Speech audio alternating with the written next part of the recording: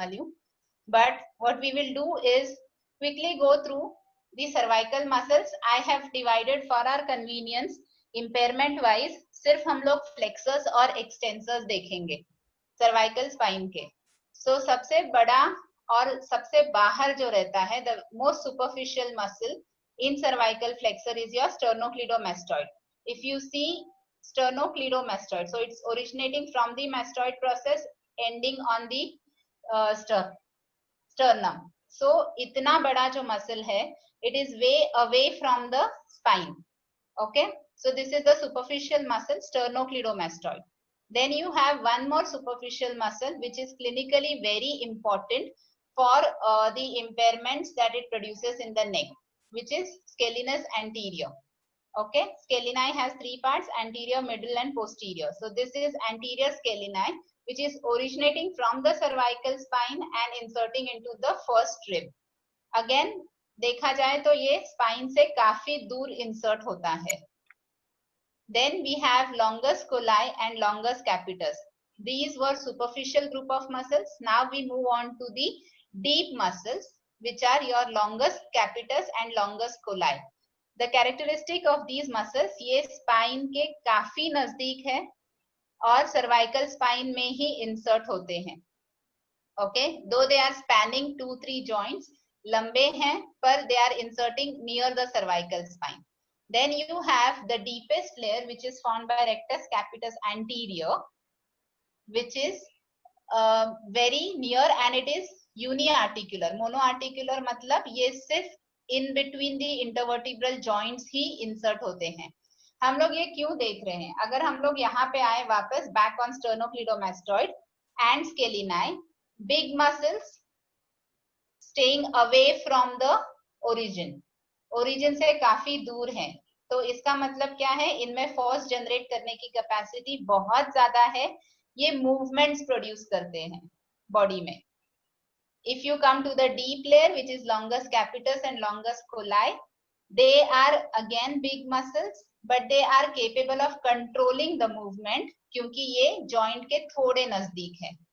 And you come to rectus capitis anterior, जो intervertebral joints के बीचों बीच रहता है, तो ये movement produce नहीं कर सकता. The length is so small that it cannot produce movement. So what is the function? The function is to provide segmental stability. ये यहाँ के translation को कम या ज्यादा करता है. ये तब काम करेगा जब हम movement करने की सोचेंगे. So it prepares your body or it prepares these muscles to produce the movement. It acts as an anchor जिसके बेसिस पे longus capitis colli, sternocleidomastoid और scaleni movement produce कर पाएंगे. Okay, so for an example, अभी जैसे हम लोग सब लोग बैठे हैं in front of our screens on laptops and we are bending forward. That work is usually done by your longus colli and longus capitis, पर उसको stability दे रहा है rectus capitis anterior. Sternocleidomastoid, scalenus anterior will come into picture अगर हम लोग कुछ forceful काम करने जा रहे हैं. So if there is a heavy load that I have to lift, or if I have a jerk on my neck, अगर मैं कुछ खेल रही हूँ, if I'm into any sport activity which requires a neck movement, तब ये muscles ज़्यादा काम करेंगे. So these are the muscles which are required for your high impact activity. These are required for controlling your range of motion, and these are your basic muscles which give you stability to your spine. Clear? So flexors group में अगर हमें इनको एक अलग ढंग से classify करना है, we will see it in the next slide. But now we move on to your extensors. So extensors in the cervical spine are typically divided into 4 layers. The first layer is a massive upper trapezius muscle. So this whole thing that you see is your upper trapezius. Second layer, the second muscle which forms your cervical extensor ka first layer is your levator scapulae muscle. Again, it is originating from the spine but inserting way away from the spine. This is originating from the spine और ये काफी दूर आके insert हो रहा है. Your layer 2 is formed by splenius cervicis and splenius capitis. Again, these are big muscles. which are originating way up and inserting down into the cervical spine. The third layer is formed by splenius capitis and semispinalis cervicis. You see these muscles, they are originating and inserting within the cervical spine. Originating and inserting within the cervical spine. Whereas your fourth layer is called as formed by multifidus cervicis and rectus capitis posterior and obliquus. So अगर इनको देखोगे तो ये वापस से सबसे छोटे muscles हैं जो स्पाइन के काफी नजदीक है. हमने पहले फ्लेक्सर्स वाले स्लाइड में देखा rectus capitis anterior which was very close to the spine. Now rectus capitis posterior which is again very close to the spine. So when I think of doing a neck movement, my rectus capitis anterior and posterior दोनों interplay करके work करते हैं to give my spine a stable base on which my longus colli and semispinalis will produce the movement or control the movement. Okay, तो हमने जो इतना जाना है ये muscles about the cervical spine. So how do we remember their roles and how do we understand their function? So what is basically required is a functional classification of the muscles. अब तक हमने जो भी पढ़ा है हम लोगों ने हमेशा ये जाना है कि मसल्स को हमें एनाटॉमिकली क्लासिफाई कर सकते हैं, यूनिपिनेट, बाइपिनेट, मल्टीपिनेट, और you can classify them as per their heads, biceps, triceps, ऐसे. बट एक फंक्शनल क्लासिफिकेशन मसल्स का काइनेटिक कंट्रोल के founder Mark Comerford and Sarah Mottram ने प्रोवाइड किया था. इन 2001 उनका पेपर पब्लिश हुआ था wherein they classified these muscles as stabilizers and mobilizers.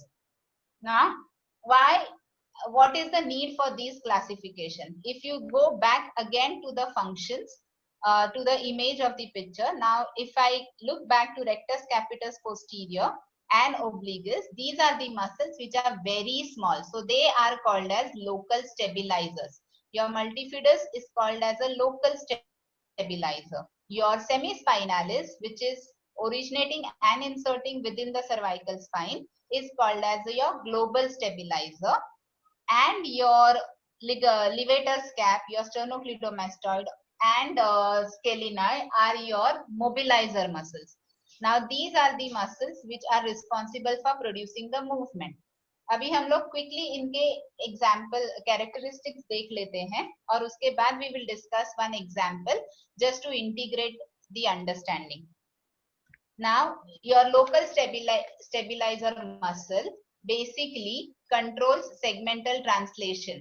जैसे हमने वहां पे देखा rectus capitis anterior and rectus capitis posterior, they are within that vertebral level, so their work is to control segmental translation. एक vertebra का movement दूसरे vertebra के ऊपर ज्यादा ना हो या there should not be any instability, जिसके लिए ये काम करेगा. Your local stabilizer, when it contracts, there is no length change. It does not contract to produce a movement. Local stabilizer जब भी contract करता है कभी भी movement produce नहीं होगा. डीपेस्ट लेयर ऑफ मसल रहता है वो और हमेशा मोनो आर्टिकुलर रहता है. उसका contraction is never dependent on the direction. अगर मैं फ्लेक्शन करूं, मैं एक्सटेंशन करूं, lateral rotation, side flexion, any movement that I do, it will not be affected by the local stabilizer. Local stabilizer will not be affected. It will continuously work. So उसका काम हमेशा continuous रहता है. There's a continuous muscle activity that happens independent of the direction in which I am moving. So these are your local stabilizers.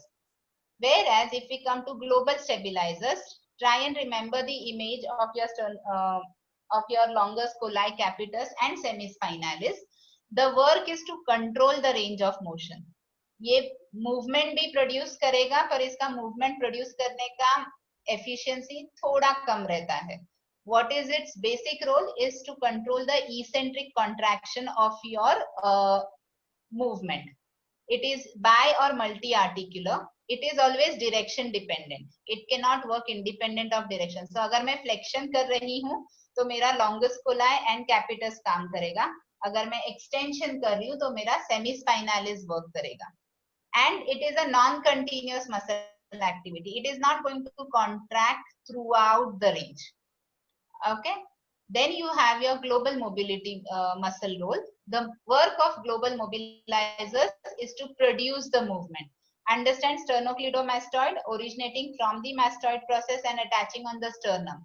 Understand levator's cap originating in the cervical vertebrae and inserting on the spine of scapula. So these are big muscles which are away from the joint. So उनका moment arm या उनका torque producing capacity सबसे ज़्यादा है. So they will produce range of motion. They control the concentric contraction. हमेशा superficial रहते हैं. They are mostly multi-articular and they are direction dependent. So now let's take an example here and we will just revise the muscle. So I'm sitting in front of the laptop right now and I think of picking up a pen which is fallen down on the floor. So for that I will need to look down. I am doing a neck flexion. Jab I'm thinking of producing a movement, of performing the movement of picking up that pen and bending down from my neck, my local stabilizers will work, which are rectus capitis anterior and rectus capitis posterior and multifidus. Okay. Then as I bend, my longus colli and capitis will provide or control the range of motion. Now this is a very low threshold activity which is not going to require the work of my mobilizers. As I pick up the pen, so my sternocleidomastoid and scaleni should not work ideally because this is a very low threshold activity. Now, when I come back and I am working to get the spine to the neutral, it will be the work of my semispinalis muscle, which will get my cervical spine to neutral. Now, understand throughout the process, मेरा नीचे झुक के pen उठाने तक cervical spine को neutral में लाने तक the muscles which have been contracting all throughout are my rectus capitis anterior, posterior and multifidus. That is the significance of the local stabilizers because these are the muscles which are going to provide stability as you move. I hope I'm clear.